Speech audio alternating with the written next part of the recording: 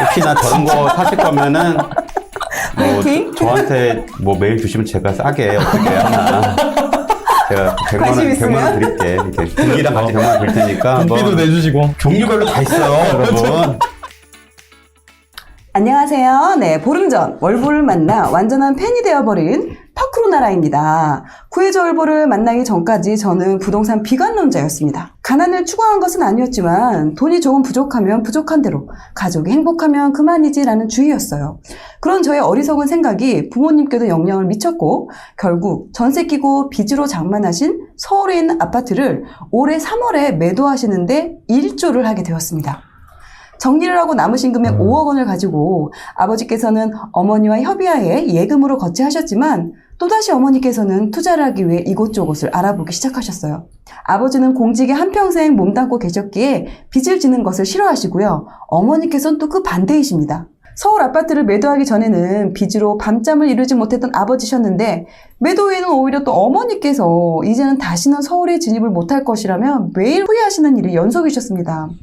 그러다가 우연히 신문 광고를 통해 서초에 위치한 주상복합 형태의 나홀로 아파트의 그 분양 소식을 보게 되었고 부모님께서 현재 가지고 계신 금액으로 대출 없이 구매할 수 있는 것이었기에 제안을 드렸습니다. 입지도 의심되지 않고 어머니께서 월세를 받으실 수 있으시기에 계약을 하셨습니다. 이제 두 분께서 다투지 않으시고 지내실 수 있으시겠구나 하는 생각이 들었지만 이마저도 잠시일 뿐 또다시 어머니께서는 사기를 당하신 것 같다면서 많이 후회하고 계십니다.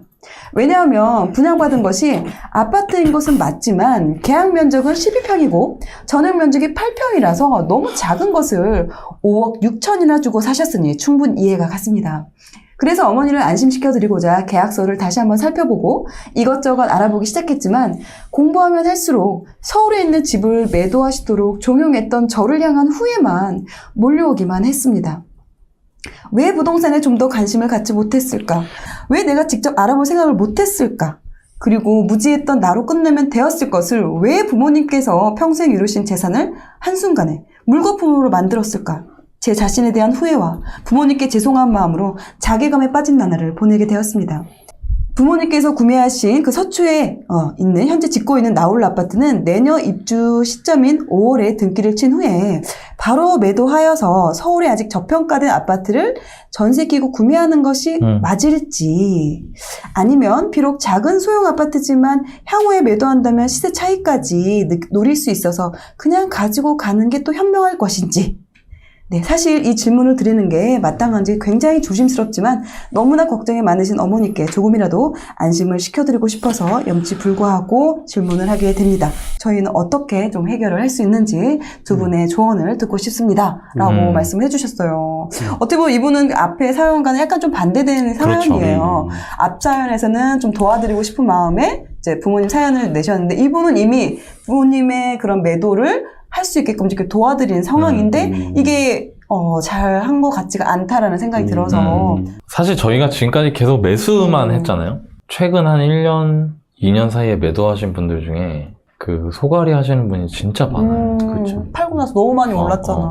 근데 다시 또- 사기 어렵잖아. 근데 또 그분들한테 뭔가를 얘기해줘 주는 방송이나 이런 게 한 번도 없었더라고 보니까. 그래서 그 매도를 했을 때에 그 내가 알아두면 좋은 것까지 같이 말씀을 드릴 수 있을 것 같아서 이거를 좀 선정을 하게 됐고요. 뭐 예산은 5억이죠. 근데 처분을 한다고 해도 5억 정도 생기신다고 하니까 그 5억인데 지금 매수가 아니기 때문에 뭐 5억으로 어디 살 수 있을까 이 얘기를 하는 건 좀 이를 것 같고요. 또 그 현금화를 한다고 하더라도 내년이니까.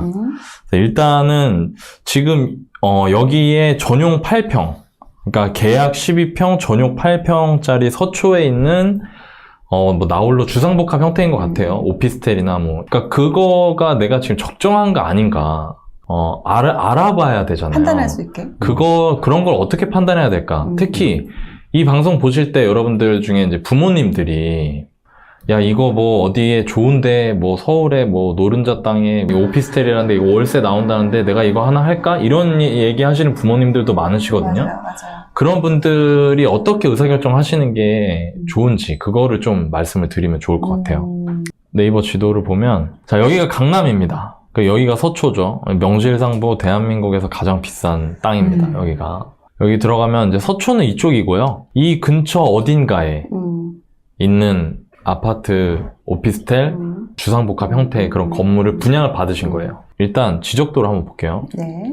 여러분들 이 지적도가 이렇게 있으면 여기 보통 주상복합이나 이런 건물들은 이 역 바로 앞에 있는 거 되게 많잖아요.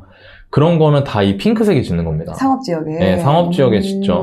뭐 이쪽 어디 이쪽 이런 데다가 이제 그럼 내가 이거를 아까 그 전용 8평을 5억 좀 넘게 이제 받으신 건데 이게 적정했을까를 봐야 되잖아요. 그래서 제가 서초에 있는 한 오피스텔을 가장 흡사한 게 이 서초 센트럴 아이파크라는 오피스텔 건물입니다. 용적률이 항상 이런 거 8,900% 되죠. 네, 제가 이걸 고른 게 2020년 8월 입주예요. 그러니까 입주한 지 딱 1년밖에 안 됐습니다. 새 거예요, 새 거. 새 거고 여기 작은 평수가 있어요. 58. 이건 이제 계약 면적 기준이고 24 돼 있죠? 그러니까 실면적이? 그러니까 여기 이분이 지금 딱 이거예요. 전용 8평, 24. 이 뒤에 있는 게 요게 전용 면적이거든요. 그러니까 딱 요 면적인 거예요. 그러면 일반 아파트로 봤을 때는 공급 면적이 몇 평이나 된다고 봐야 될까요? 일반 아파트로 12평 맞아요. 그렇죠. 여긴 12평이라고 써놨어요. 네, 그렇죠. 그러니까 전용 12평? 8평. 12평. 전용률이 높은 거예요. 이거는 아파트처럼 70% 정도 되니까. 그러니까 우리 이렇게 생각하시면 돼요. 이것도 상식으로 말씀드리면 아파트, 구축 아파트 기준으로 네. 뭐 18평, 19평짜리다. 그러면 전용이 40이에요. 40. 네. 그리고 방 2개, 화장실 하나짜리. 전용이 50. 그리고 방 3개짜리로 올라가는 20평대, 24평 이런 거 있죠? 그런 건 이제 60. 60. 네, 40, 50, 60 이렇게 보시면 되고, 그거보다 더 작은 거예요. 그러니까 이 더 작은 작년 지은 지 1년 된, 입주한 지 1년 된 이 오피스텔이 매매가가 이제 4억 정도. 저는 사실 솔직히 말씀드리면 싸게 분양받으신 거 아닌 것 같아요. 지금 5억 6천에 지금 하셨다면. 그러니까 같은 면적에 같은 서초구 안에 있는 오피스텔이 요 정도 가격이라고 한다면 지금 현재 거래되는 가격이 싸 보이진 않는다. 일단 첫 번째는. 그리고 이것도 상식적으로 제가 여러분들한테 좀 알려드리면 이게 실거래거든요. 이게 이제 작은 면적의 실거래입니다.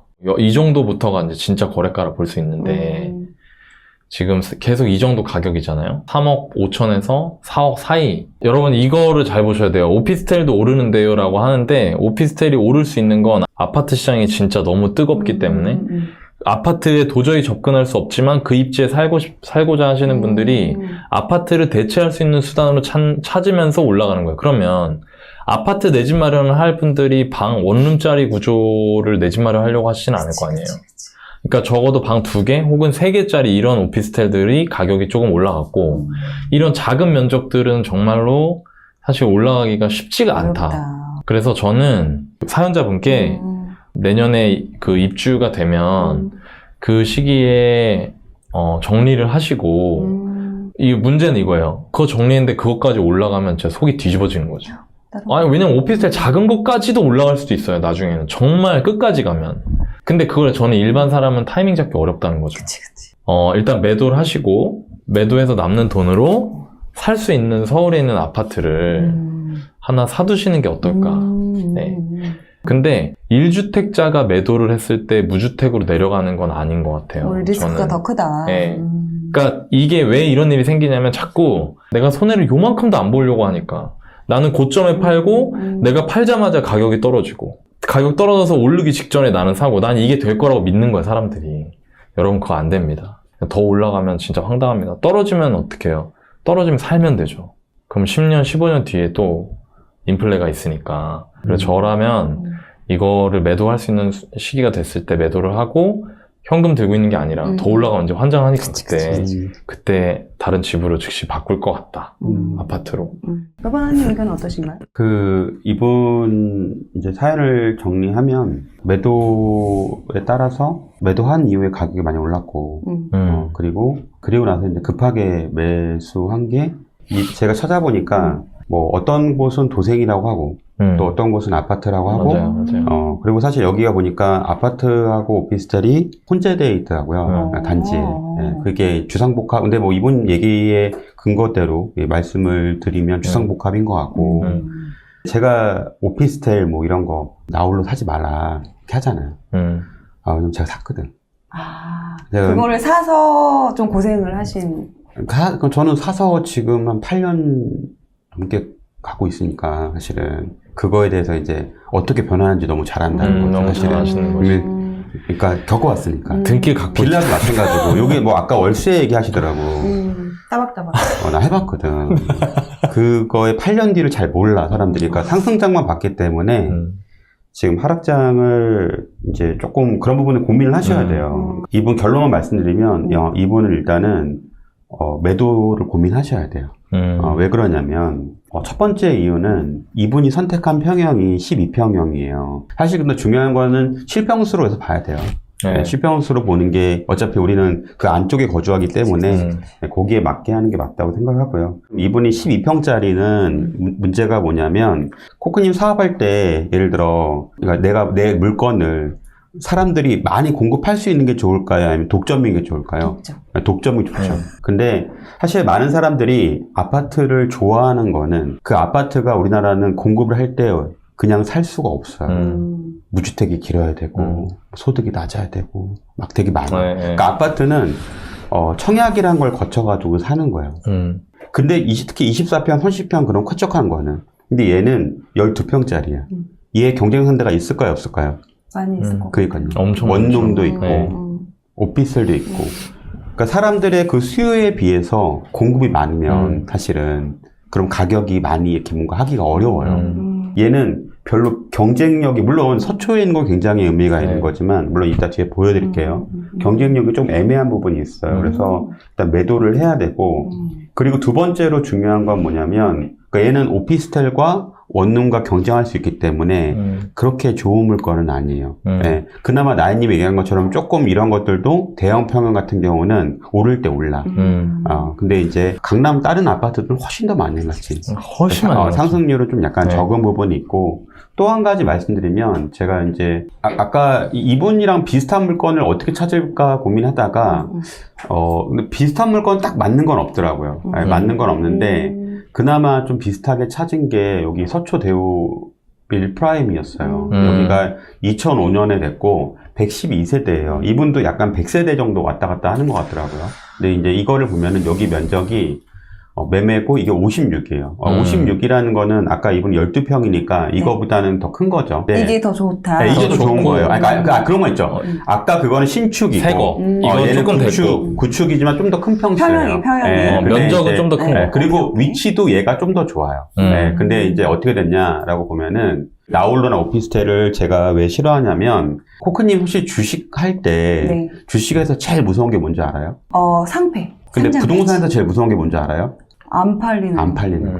그러니까 많은 분들이 오피스텔 빌라에 대해서 하락장을 안 겪었기 때문에 이 안 팔린 무서움을 잘 몰라요. 근데 이걸 보면은 지금 이 물건이 2015년에 있고 2007년에 이게 되게 재밌는 게 이게 2007년부터 실거래가가 나오는데 충격적이다. 진짜. 없다는 거야. 너무 살기 좋아서 매물을 안 내놓나? 근데 뭐 세대가 작기도 하지만 이 10년치가 한 번에 나온다면 그만큼 팔기가 쉬울까요, 어려울까요? 어렵다는 그러니까. 엄청 어렵죠. 그러니까 지금 사실은 지금 시장은 제가 볼 때 모르겠어요. 지금이 어디까지 올라갈지 모르겠지만 제가 봤던 지난번 상승장의 끝에서 마지막에 사람들이 살 게 너무 없어. 인천까지 다 올랐고 뭐 동두천도 올랐고 다 올랐기 때문에 마지막에 갔던 게 빌라하고 오피스텔이었어요. 근데 그때 그거를 잡은 사람들은 다 거의 피눈물 흘렸어요. 그러니까 아파트 사실 안 팔려요. 하락장은 진짜. 하물며 이런 것들은 사실은 되게 힘든 거죠. 그렇죠. 그나마 이분한테 조금은 제가 좀 걱정되는 건 뭐냐면 사실 아까 나인님 얘기한 것처럼 대형 평형이 움직였어요. 가격이 올랐어. 그럼 사실 소형 평형까지 영향을 받아요. 네, 움직일 거야. 근데 저는 오히려 그때가 기회라는 기회인 것 같아. 10년에 한 번 오는 정말 기회. 매도할 수 있는 기회다. 네. 어떤 데는 뭐. 거래도 그때만 돼. 네, 그때만 돼. 어떤 데는 뭐 사실 뭐 2, 3년 이렇게 뭐 좋은 지역 같은 경우로 되는 경우도 있는데, 이게 딱 그 시기가 그분이 오실지도 몰라요. 그러니까 그런 시기를 봐서 어차피 지금 이분이 당장 매도할 수 있는 것도 아니니까, 거기에 맞춰가지고 한번 기회를 보시는 게 좋고, 그리고 사실은 어머님이 부모님이 나이가 이제 있으시기 때문에 집이 한 채 있어야 돼요. 뭐든지. 맞아. 근데 다만 걱정이 지금 서울시장 아파트 가격이 싸지가 않아. 본인이 못 모르고 샀다가 또 한 번 더 뒤지는 경우가 있어요. 그래서 잘 사셔야 돼. 본인이 리스크 관리 잘 하시고 하락 위험 적은 아파트를 잘 사는 게 저는 굉장히 중요하다고 하고, 마지막으로 제가 오지랖이면서 이제 꼰대면서 제가 이 시장을 굉장히 오래 있으면서 느낀 거를 말씀드리냐면, 주변에 가족들한테 투자 물건을 추천해 준 적이 좀 있었어요. 처음이니까. 얼마나 신기해. 투자하면 돈도 벌고 하니까. 눈에 보이니까.